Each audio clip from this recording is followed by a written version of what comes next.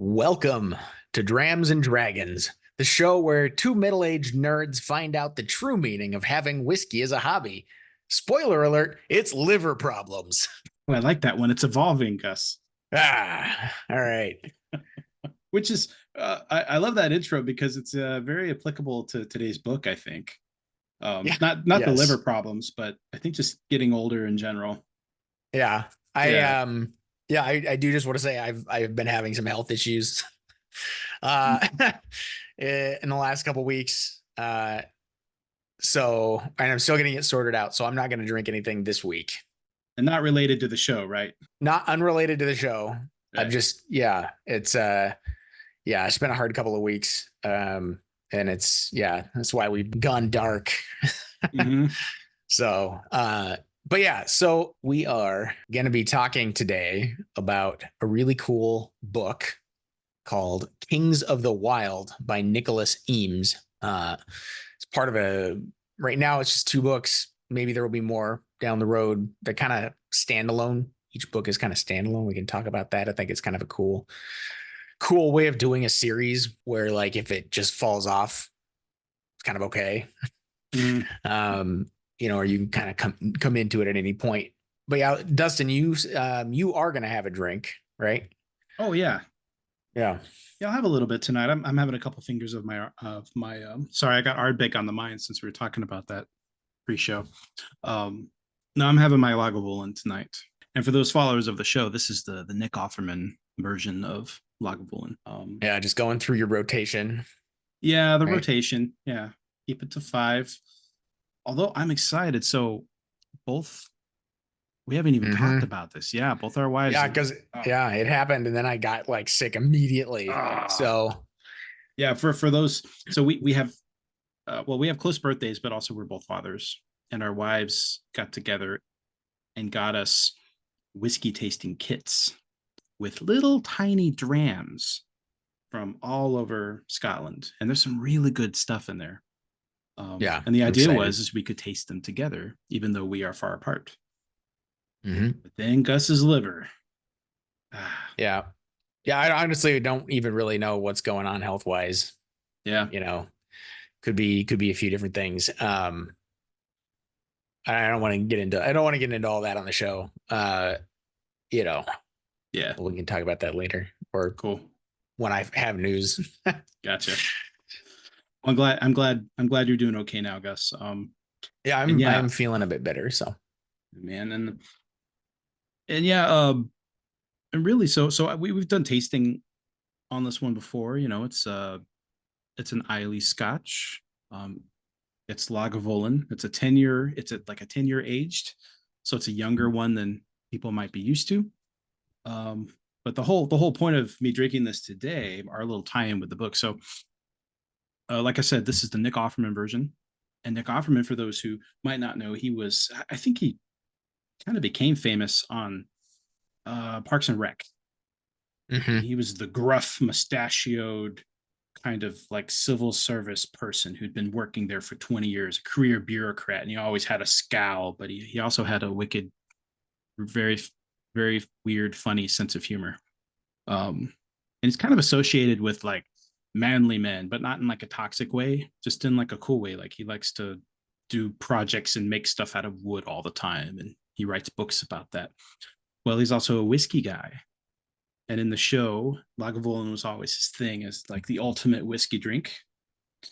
And when I was thinking about which whiskey I'd get today, so Kings of the Wyld, for me, it's especially after turning 40, is a book about basically what it's like to be old. And there's this weird cultural thing where when you age, maybe your value goes down or you don't contribute as much, at least in popular media and think like if you watch a Disney movie or read a lot of books, it's always like the young people that are the old people are stuck in their ways and they need the new ideas to get out of their holes. Well, Kings of the Wyld flips that around a little bit.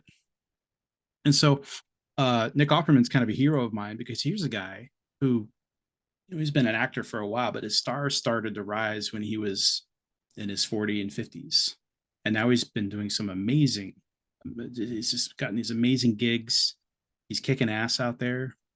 And it's inspiring to me as someone who just turned 40 to know that, hey, look, there's people who do tons of stuff with their life after they turn 40. It's not like an over the hill thing like people say it is. The whole Yeah. time when you're growing up. So yeah, you know what I mean? Yeah. Yeah. Yeah, for sure. Yeah, it's an interesting, it's a good tie-in. It's a good tie-in. I, you know, it's funny. The first time I read this book, are we going to transition to the book now? Sounds good to me. All right. The first time I read this book, I was, I was quite a bit younger. So, but let's say, so it came out in 2017, which is not actually that long ago, but it's long enough. Mm-hmm. And so, I was in a very different place in my life when, now from when it came out. Mm-hmm. I'm feeling my age very much, Yeah. um, these days, just because of the health stuff I'm going through. So I was reading this, I'm kind of going through, all this health stuff, age related stuff, really feeling the book and really feeling what these characters are going through, like viscerally as I'm reading it. The book Mm-hmm. follows, I just give a quick summary. Book follows sort of a D&D like world, Dungeons and Dragons like world. And the book follows this band of characters who are all over the hill. It's this sort of adventuring troupe, adventuring band, mercenary band Yeah. they've broken up. They're past their prime. You could think of them like a rock band, Mm-hmm. where they had their heyday back in the 80s or back in the 70s even. And now they're in their 50s and 60s. And they're Yeah. like, and Yeah. I think they're, like Van Halen levels of like, yeah, yeah, like exactly. superstars of the world. And they portray them like that too, right? Yeah. Like, yeah, like artists with what they do. And they have Yeah. And feuds between them. And yeah. yeah, exactly. And the book starts out as kind of a getting the boys back together, getting the band back together kind of trope. Mm-hmm. Blues Brothersy, like they got to go find the band, right? They got to go get all the bandmates together. And keeping in mind that they are not the adventurers that they once were, right? So all kinds of stuff is happening to them along the way. They're out of their depth, now. And you've got the sort of the whole book is written from the perspective of, Clay, who's sort of the you think of a Dungeons and Dragons or role playing game terms. He's the group's tank, so he's like Mm-hmm. the frontline fighter. Um, but he's also Clay sort of the Cooper. yeah Yeah. Clay Cooper, and he's kind of the guy that holds the whole thing together, like Mm-hmm. emotionally almost. He's not the leader of the group, but he's like the heart and soul of the group, kind of. Yeah. And there's this whole group of guys. They're very entertaining. Um, and it's Yeah. this big adventure story where they're basically these over the hill guys who have to go rescue the daughter of Golden Gabe, who's their leader. And and by the way, at every point in the way, all of these people, like they follow like what you would expect from musician supergroups. Like the lead singer, like like that's Golden Gabe. He's this really exuberant, like he's got this magnetic personality, and he's really good looking guy, but he's also got some substance use issues and things like that. He's a little off the rails. Mm-hmm. And then even Clay Cooper, that's an Alice Cooper reference right there. Um, Already he starts to sprinkle little like kind of homages to like the big rock groups from back in the day. Yeah, So he does that yeah, with his names in general. yeah, There's a lot of names that are named after things. There's a city in the world, the Kings of the Wild world, called Ardberg. It's a Ardbeg. you know. Nicholas Eames is another whiskey drinker. He's a whiskey aficionado. Yeah, that was a good catch, Gus. I did not catch that. And there were more. There were I'm more when I tickled. was looking at the map, but that was the one that stuck out in my head. There Hmm. were more things like that. There are a lot of names that are clear references either to whiskey or rock bands or like different things. It's a very referencey book in that way, subtly though. Yeah, and so yeah, and so yeah, they're getting together, and the call to action is yeah, so it's go after the daughter, which it makes me think about what you said. Like you were in a very different place before you read the books. Like I felt the same way Mm-hmm. as before I had kids. Yeah. So yeah, it hits a little different when you have kids, huh? Yeah. It hits different when you have kids, and it hits different when your body's breaking down and you can't really do the things you used to be able to do. Yeah, gosh. Um, which is frustrating because I was actually in really good shape not that long ago. This Yeah, you're this is working like really hard health on it stuff. too. Yeah. Yeah, this health stuff is like recently has really knocked me back. Reading this while I'm going through this, like I really am feeling that sort of sense of almost like loss, you know? Yeah. Um, yeah, and it's something that sticks out in the book as sort of unique in fantasy. And it may not be unique, maybe somebody's done it before. Um, you know what it reminded me of is the movie Red. Remind me of Red. What was that? Is that the one with the assassins? Yeah. Like Yeah, the yeah. yeah, the retired guy. Yeah. It's the retired, yeah, it's all the retired assassins and Yeah. sort of old spooks and spies. And it stars Bruce Willis, Morgan Freeman, John Malkovich, Helen Mirren, among many others. And they all play these like old Yeah. breaking down their experience still, with this sort of old breaking down, you know, kind of Yeah. in the same way. And, it came out in 2010, Yeah. and so it sort of feels like Nicholas Eames like watched that and was like, well, I can do that in D&D, Yeah. right? These Dude, that's a old much better aging. movie. I was like Wild Hogs kept going into my head, but it's not Wild Hogs at all because they're No, no, no, stupid no, no. in Wild Yeah. Hogs. But yeah, it's like the trope of those is right, like we're not just because we're old doesn't mean we can't do stuff. And also, in all those tropes, they end up using and needing the wisdom they gained from not being young and stupid anymore, right? Yeah. And which I think is the uplifting part of that. It's like, yes, you can't do what you used to do. Stuff hurts. You're kind of broke, and maybe you're not part of what's going on these days. That's a big part in the book is you got all these younger bands who they only know of this band as like legends, and there's this weird sensation as you age where you see people where you were like literally 20 years ago doing the same exact stuff, the same conversations, same poor decisions. Mm-hmm. It's just so, but now you have the wisdom to do things differently. But um which is something I really appreciate about the book because I don't know if younger it was Saga, right? What was the band name? Yep. Yeah, Yeah. The Kings of the Wild, their band name is Saga. Saga, super cool. But yeah, like could they have done that when they were the young band?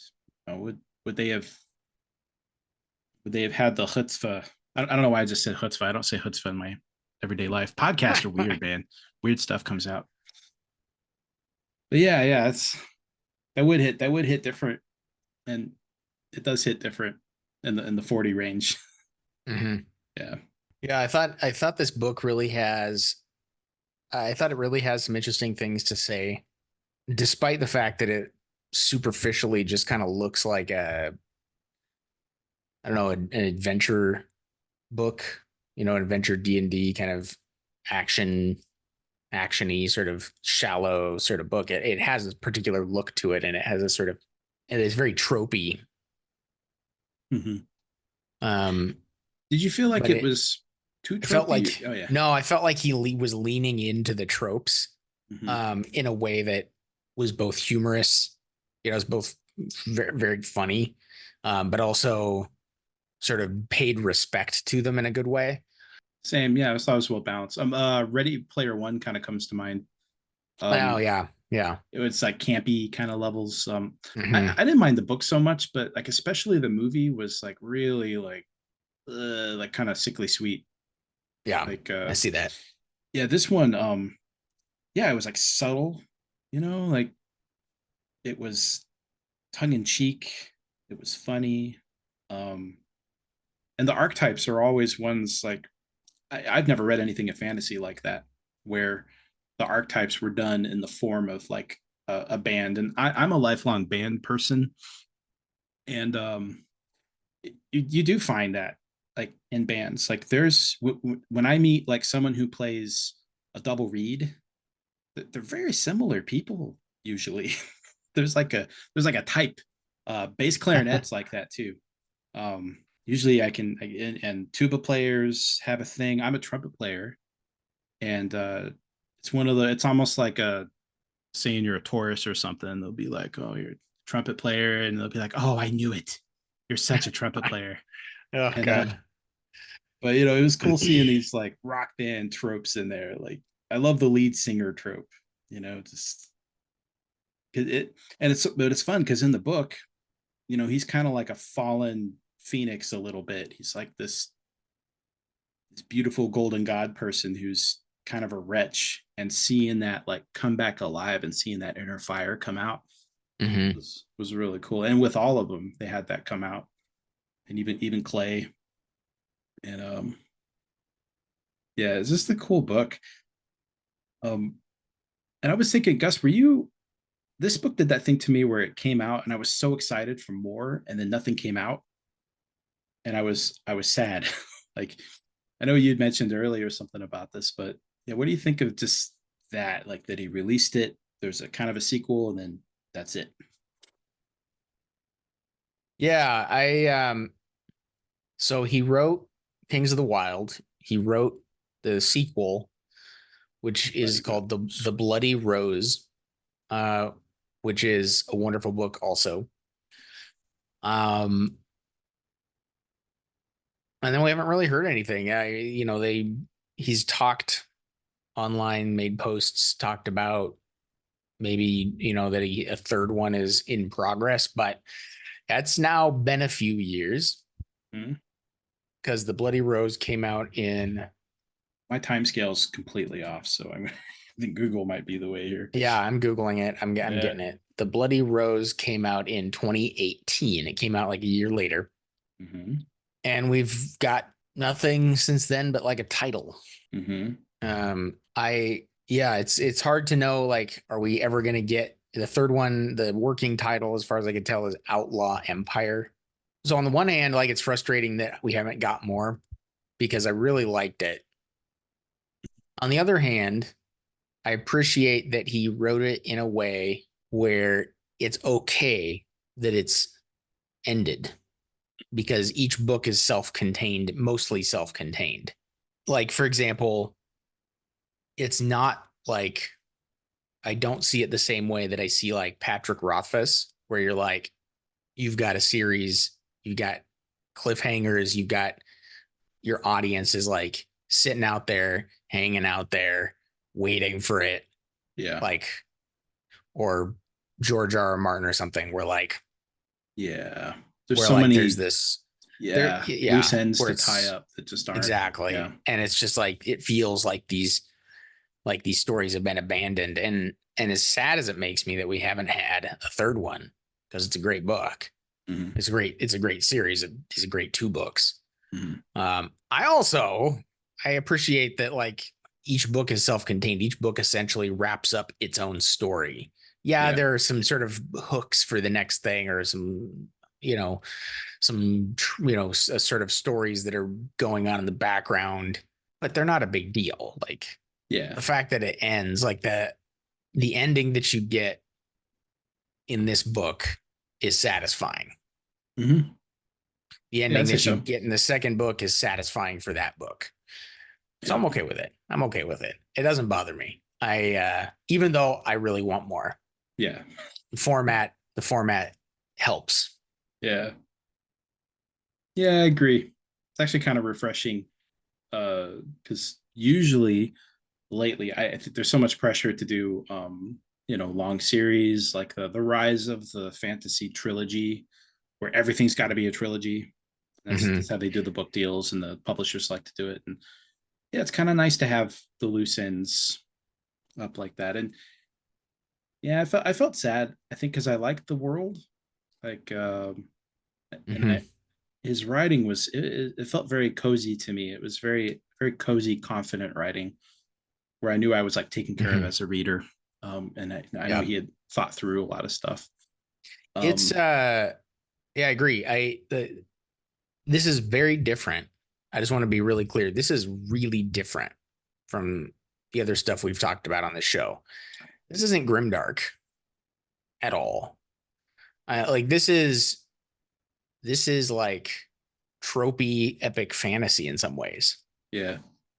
right? Like it's not Lord of the Rings, right? It's its own Oh god, thing, no. but it's like there's a heroic journey, there's a happy ending of sorts, there's, you know, all is made right at the end of the journey event, essentially. Like, you can, and it follows that kind of hero's journey format.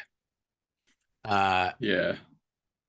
it's really not that everything is perfect or happy at the end, but like it follows a sort of very epic fantasy, very epic sort of story. um which is kind of one of the oldest forms of story that exists, right? Yeah, and there's a reason they're popular, Yeah. because it's satisfying, it's cozy, it's and it's nice knowing that they're trying, they're just people trying to do the best they can in this world, and Mhm. trying to you know uh Yeah. make the best out of their mistakes and this and that. And Yeah, and they may be old, but they're mhm, still heroic people, yeah. and they're still heroic figures. They're not anti-heroes. Like they're heroes, right? Yeah. They're down on their luck or whatever, right? They're down on their, Hmm. they're down on their luck, and they've broken up as a band, and they're older, and they're struggling physically to get through this thing. But Yeah. it's, yeah, it's very much a heroic story. Yeah. So it's very much unlike a lot of the books we've talked about, which we've done. We've had like a whole thing on grimdark, Grimdark. Yeah. and talking about like the grimdark, the fathers of grimdark, and like all the, and talking about Joe Abercrombie, and talking about Yeah. It's uh complicated and yeah, not really fulfilling all the time. Yeah, it's yeah, we just, talked about yeah. Christopher Buellman's Black Tongue Thief, and we talk a lot of this stuff is like, you're following anti-heroes, and you're following, this is very cozy. You said that the word you used Yeah. was cozy, and I agree. I mean, it's not like there is cozy fantasy, Yeah. like it's a thing. I wouldn't put this into like a proper cozy fantasy category, but it is kind of like it's a big comfy easy chair you can kind of kick back in, and Yeah. it's familiar. Yes. It's a familiar hero story. It's really good. And it was great the second time. Hmm. I don't always like that. What, like doing it as it's I always, it, as yeah. there are a lot of the times where I read a second book, or I read a book a second time, Yeah. and I like it less, you know. Yeah. Um, I didn't find that with this. I found that I liked it just the same. It was very entertaining the Cool. second time. Yeah, I had the same sensation. Yeah, I don't know. There's this weird sensation too. Like if you found stuff that you read like pre-COVID, pre-kids, it's like it was such a different life then, and I think that's really satisfying to me, is to reread something after that long, when Mhm. it was literally just a different world. Um, so in some cases, literally, some figuratively. Mhm. But yeah, like yeah, all the anything with parenting and kids stuff really popped out. So there's some new stuff like that to get you excited and get you into it. And then there's the aging stuff, I think, that's very like very prescient. And then for me, I don't know if you got this too. So do you remember, read the Count of Monte Cristo back in the day? I don't know if I've read that. Oh, well, the basic like I've seen the hook. movie. Oh, I okay, know. so you know the Yeah. hook. Well, the Yeah. thing that got me was that I loved, and the trope that I loved was the hero coming back, and then no one recognizes the hero, and they underestimate the hero. Hmm.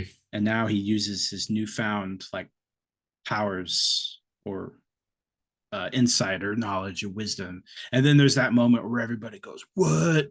Oh, it's this guy!" And it's like, the that payoff in this book was just delicious for me. Like it was so cool because Eames does a really good job of building these guys up as heroes. Hmm. They kind of earn their herodom. Like there's some books where a reveal that, oh, this guy's that guy from Saga wouldn't be a huge deal. But similar to like the Bloody Nine and Abercrombie's work, like when it's revealed to the people around the character that this is who it is, there's like a really satisfying, cool thing half the time. And the other half, they're just like young pups who are like, "Oh, you're old. Your thing was so." But then half the people are like, "Holy shit, this is Saga," and Yeah. they're back. And yeah, that felt really satisfying to me, especially when I read it again. That's what kind of hooked me the first time. But similar to that, I'm curious what was noticeably different about this time when you read it. Maybe that you either still appreciated or that was kind of like a new hotness. Yeah. I think the one thing that hit me harder this time Mm. was Clay leaving,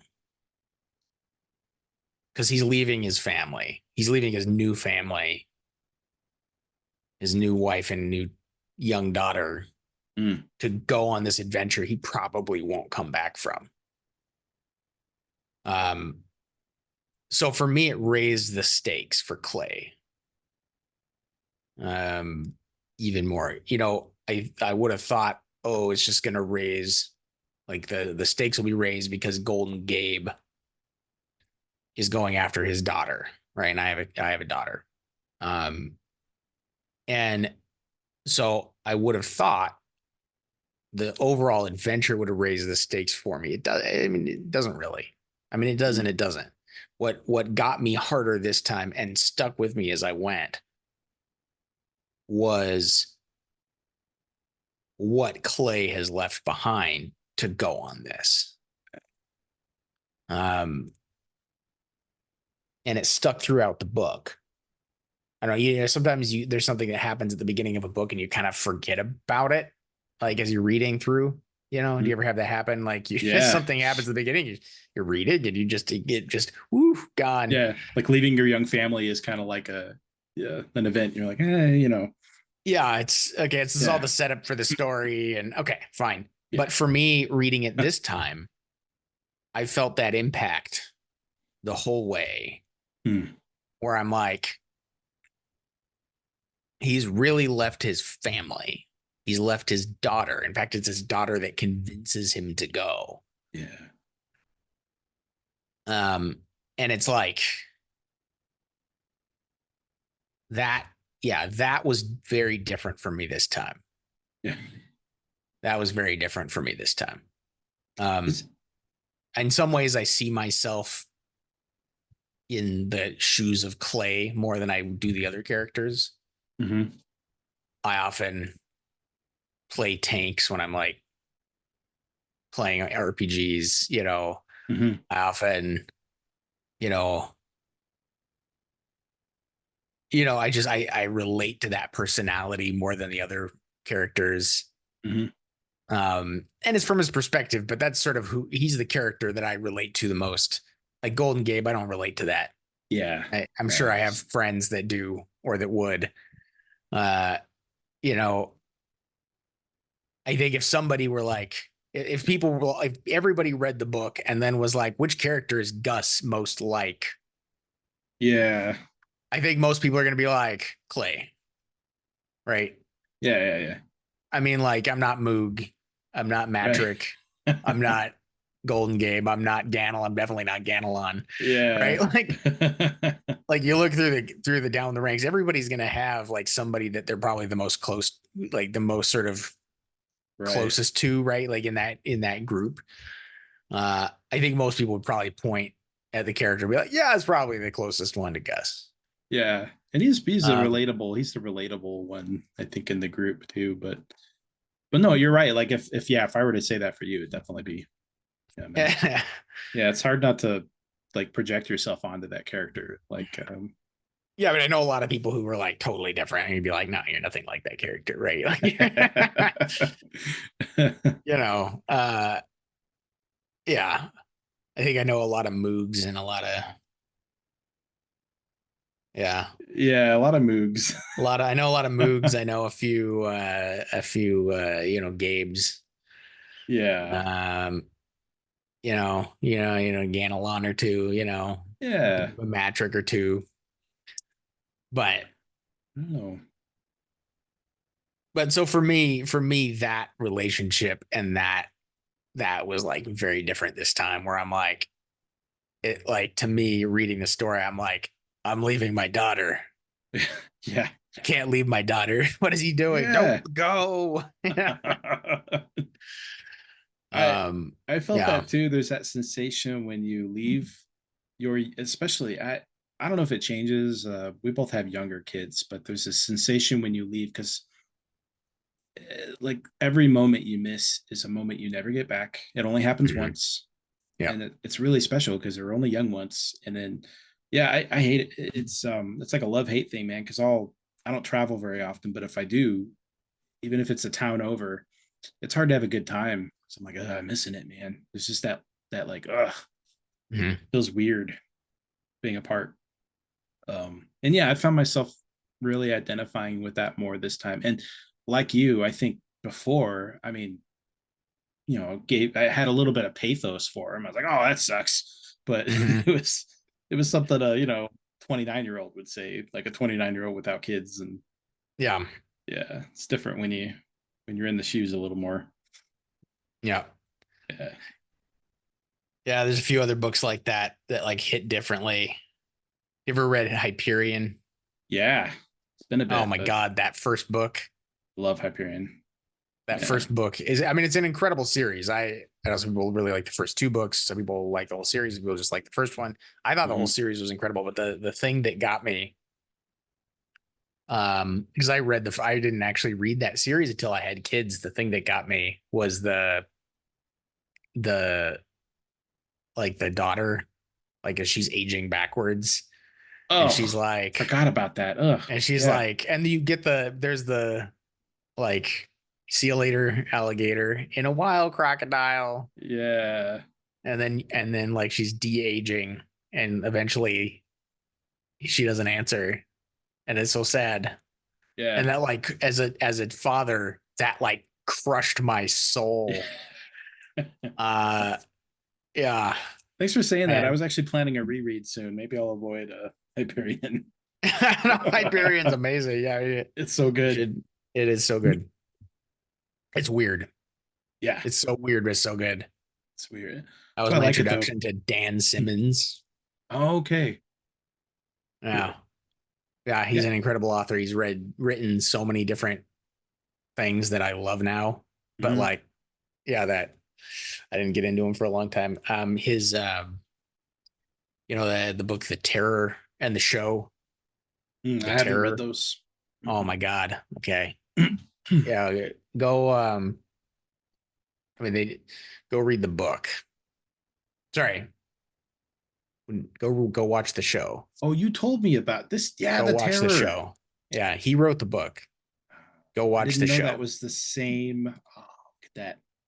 Yeah, That's I always learn stuff with you. Yeah. incredible author, Mhm. right? Versatile. Like there's nobody like as a writer, as a reader, just as a human being, there are very few authors with that versatility. Yeah. Very few with that Yeah. versatility and skill at different things. His ability to write, totally different author than the one we're talking about. But Mhm. the Dan Simmons' ability to write like every genre is Mhm. incredible. Cool. Yeah. Yeah, I got to check him out. And I think I mean the link together is that that's what's kind of cool about this book. Like you can draw comparisons a little. Like I think that ability to get you right in like the parent feels thing, that's it's not always easy as an author. I've seen it Hmm. done kind of clumsily, but I've seen it done really well too. Yeah. And yeah, it's a real subtle way he does it in the books, that but it's what's great about it. You get inside Clay's head a little bit, Hmm. and he's not just a character who doesn't think about his family. Like it's very purposeful. Like he's thinking about the family he left behind and wondering if it was the right decision, knowing it was in his gut. But it's that's a kind of complication I enjoy a little bit. That kind of in the head stuff. Hmm. I, I like that. That's a part of the cozy thing too, because I don't have to change the way I think about the world too much to read this book. It's like, okay, this is a real person I'm reading about. Yeah. Um, and which I guess might be contributing to the feeling of coziness. Um, but man, no, now we should do Hyperion in the future. That should be our maybe our fantasy for a we'll call it change the name of the title for that week to like Drams and I don't know what's something D like Robot or Rams and Andromeda maybe that's kind of spacey. I don't know. That's, we'll work on it. We'll work on it. Now, now, Gus, totally different subject. I was curious if you checked out Nicholas Eames' website. I have. Did you see the playlist? Yeah, I did. Ah, so listeners, if you decide to read these books, which you should, if you go to nicholaseames.com, you can find a chapter by chapter playlist. And not just that, but like theme songs for the characters. And these are all it's either music that inspired the character or music that the author himself put on as like, yes, this is the vibe I'm going for in this scene and what's going on. So you got stuff like Baba O'Reilly from The Who. You got Simple Man Hmm. by Leonard Skinner. Let's see, it says here Clay's theme song is Heart of Gold by Neil Young. But yeah, they got Rolling Stones on there, Led Zeppelin. Yeah, Of course, the yeah, boys are back in town yeah, all the for good chapter stuff. 17. Yeah, five court, which by the way, if we're talking chapters, that chapter is crazy. Yeah, Five Court was nuts. Five court was nuts. Yeah, I guess. The Maxathon though. That's almost like Yeah, that is a cool. It's interesting. Let's see. It's interesting that he says the Maxathon is Kashmir. yeah, I that don't. was an odd one for me. Yeah, I don't see that. I don't see that as a good. Yeah. Huh. Let's see. so maybe to yeah, you can kind of compare and contrast. So yeah, some of these I don't know if I would have put for it, but I kind of want to read it again. I actually didn't see this list until after I had read it, Yeah. Yeah. Yeah. but it'd I be kind never. of I had seen that there was one, but I hadn't. I hadn't like yeah, actually gone through it chapter by chapter. but yeah, that's something fun to do if you're into that. Especially if you like that era of music. Um, which I do. And I think that was actually something else that hit me a bit when I was reading this. So I associate all this music with my dad because this is what we used to listen to growing up. And Mhm. when we'd work on cars, this would be playing in the garage, all these things. So I think the book with all of its references to this, that was another cozy thing. It was like these are all the dudes I grew up with and like the personalities I grew up listening to. Yeah. Just the weirdness of it. Like I listened to Back in Black the other day with my kiddo, and the, the ACDC dude's voice is just wild, man. It's nuts that someone would be like, yeah, they get up in the morning, they put on their clothes, and they go up to the Mhm. mirror and they go, I'm gonna go sing some rock songs today with their crazy high voice. and then they do, and it's amazing. Yeah. Uh, I thought you know, I still listen to a lot of that music. mm, Introduce my kids to it. Um call it they dad really rock these like days. they really like certain bands. Like my son really likes Iron Maiden, Cool. just for example. Whoa. I'm not Um surprised, man. That one gets your blood pumping. yeah, all right. Yeah. Dude, I made the mistake of listening to Rammstein Hmm. because I thought it'd be funny. And dude, my kid loves Rammstein. Like she calls it Ah, monster music because they that's sound like awesome. monsters. Yeah, we'll be in the Oh car. She's like, God. Dad, play Du Hast. Like, all right, sweetie.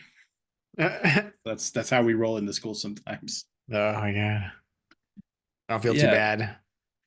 Yeah. I don't feel too bad now rolling into school with like, you know, whatever I'm listening to like that week or whatever on hmm blast. Like for a while I was listening to Ghost. Ooh. Then I've been listening to Sonata Arctica. I don't So know you either of those don't know bands. either. They're just okay. No. Hey, go listen to some Nordic like metal. Oh, that sounds like it's up my alley. Yeah, you should go listen to both of those bands. Cool. Go listen to you have Spotify, right? Listen to Wolf and Raven by Okay. Sonata Arctica. Start there. Okay. Yeah, Wolf and Raven. We'll check it out. That's where I would start. Um, And Raven. I'll check it out. yeah, check it I'll out. get kiddo listening to it too. We'll see if we can rock out to Cool. that. Yeah, we've And been going then through um a Swifty phase right now. So we'll oh see. no. Yeah. Oh man, dude. Oh, I Yeah, listen. Yeah. go listen to Ghost too. Ghost is pretty great. Okay. I'll check that out. Ghost is Ghost is awesome. Yeah. You know, I feel like if we had Mr. Eames here, we'd be having it devolve into a talk about music. Like, I guess that was kind of my Hmm. final takeaway with this book. It's such a loving homage to this genre of music that is near and dear to so many people's hearts. I've heard it Hmm. referred to recently as like oldies and also as dad rock, which I feel are both kind of pejorative terms for that genre. I agree. They are. But yeah, man, it's just yeah, so many memories. It's such a long era. It's such a and the book embodies that though. The book kind of embodies this like sense that and I don't know, I kind of just started thinking about this, but there's this sensation like when you talk to people that are in their 60s, you never hear them say like, "Oh yeah, it used to just suck." All the live music and the great bands and the music and the public things full of having fun and stuff. You know, like when they talk about music, it was like this was the heyday, man, where you could go and see these amazing concerts with these amazing groups for cheap. Yeah. And nowadays you got Ticketmaster, like speaking of Taylor Swift, you know, and like the whole thing, like you can't go see her for less than 500-600 bucks for the cheapy tickets. Yeah. There, it's what I loved about the book. The book, in a way that was not boomery, so it wasn't like rose-colored glasses per se, Hmm. but the book did a great job of just it showed kind of how things had started to suck after a while. Like a lot of these groups, like especially the younger groups, had become like parodies of themselves and so caught up in some of the like the modern trends and stuff. And that's the other part of aging that I'm still kind of rolling over in my mind is how you do see the world change. You see things that you used to really like kind of in shitify, if you will. Hmm.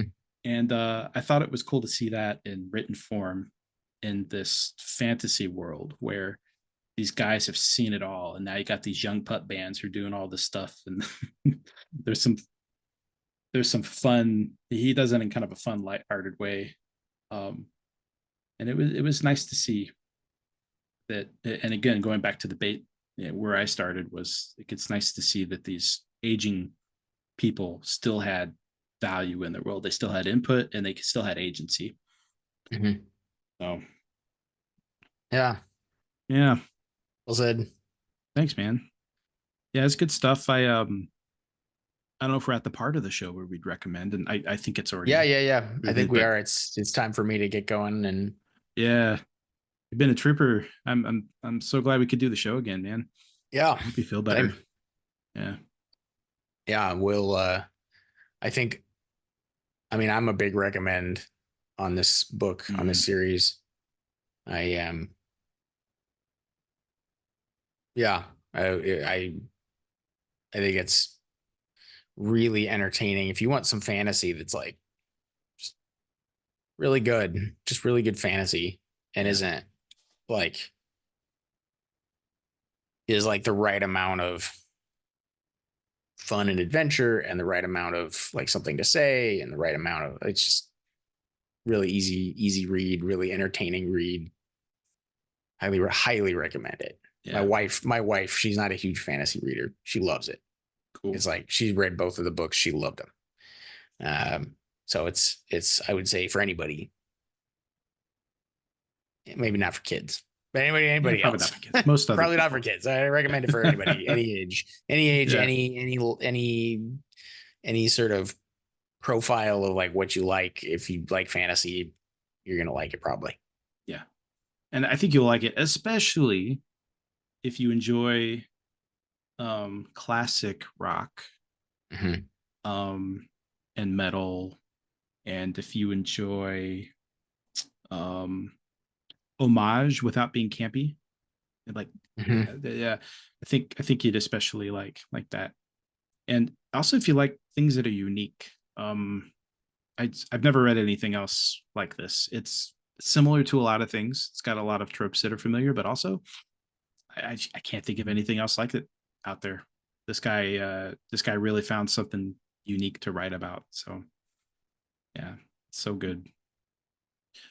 Well, Yeah, Gus. I've seen a few things. I've seen a few things that have sort of taken that idea of sort of the aging veteran, Mm-hmm. you know, the sort of veteran aging warrior like or adventurer trope, and gone in Mm, sort of some different directions with it. But since this came in more recent yeah, than this, maybe a um, trendsetter there. yeah, Yep. maybe it definitely could be. It's good. All right, Well, shoot. Yeah, I guess you feel good about this. Do you feel like we've covered what I'm we should have happy. covered? Yeah, me too, man. Yeah, though. Oh, the one other thing that I would say is Mm-hmm. not about this book. Just got a little news. The Daughters War by Christopher Oh yeah. Buehlman, sequel or prequel to The Black Tongue Thief, which we covered in our very first episode. The Daughters War comes out tomorrow. Tomorrow. Tomorrow. Uh, I'm going to be reading it this week. Me too. I got it pre-ordered. Excited. Yeah, should show up on my doorstep tomorrow. I got it Yeah. pre-ordered as well. I don't. So yeah, should arrive tomorrow. Should be able to sit down and read The Daughters War. Maybe we'll do it next week. And I guess I have some news too.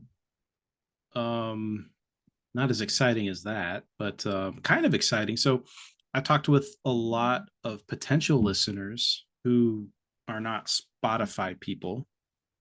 And I have started to do the groundwork to get us moved over to where we're using Apple Podcast. Cool. And I already got a few people that would love to listen to us. I'm also an Apple person, so yeah, when we were Spotify, I was like, how do we do this Spotify business? And so I'm hoping the fellow Apple people will be able to now enjoy our Yeah, show. So I'll give you and more news on that. it'll be both places, right? Like it'll be Yeah, everywhere. everywhere Our where goal is to podcasts are be found. everywhere Everywhere. on every platform. Yeah. All right. Well, Gus, man, I hope you stay gold. Um, Thank you. and yeah, man, and thanks for doing the show. I know you're kind of not feeling well, so nice to hang with you for a bit. Yeah. Likewise. Yeah. Likewise, man. And I hope everybody out there has a good night. And I hope we will see you or hear from you, or you'll hear from us or whatever on the next one. And yeah. Stay gold. Take it easy. Take it easy. Be good to yourselves. Yeah. Yeah. All that good stuff. Hug your kids if you got them. Yeah. Maybe that's hug them if you got them. Hug them if you got them. Yeah, I'm gonna go hug my kids now. So yeah, I'm gonna wake mine up and then hug her too. No, just kidding. I'm gonna let her sleep. Yeah. And I'm gonna watch Bridgerton with my wife. Oh my god. Oh, it's divine, Gus. It's divine.